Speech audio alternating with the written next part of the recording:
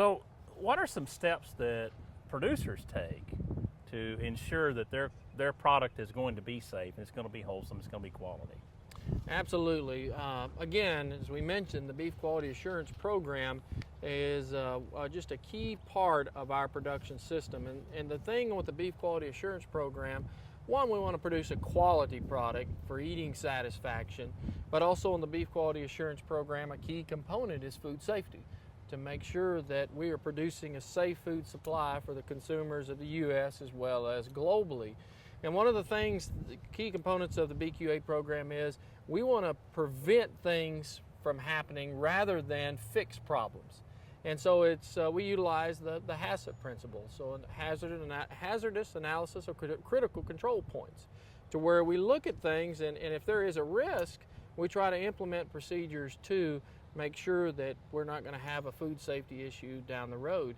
Same procedures that NASA implemented in those first space missions, because as we know that when you get on the surface of the moon, a problem that was simple on Earth may be a whole lot more difficult as we get on the moon. Same thing, if we can prevent anything from getting into the food supply, it's a lot easier than trying to clean it up in the end. And so we really follow those beef quality assurance principles, and everything from the proper handling of antibiotics when we have to treat an animal, to make sure we follow proper withdrawal periods, to proper places that we administer those products.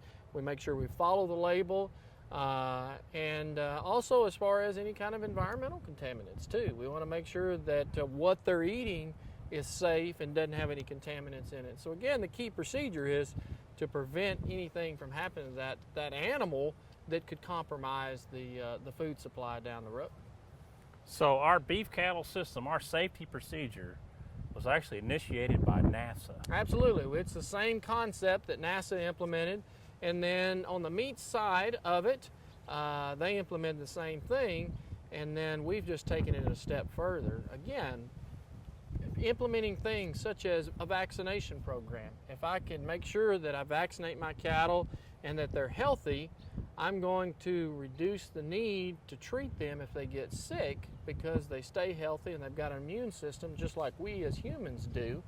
And if I reduce the need for antibiotic, I reduce the risk that we could have contamination. So the goal is to not have to treat.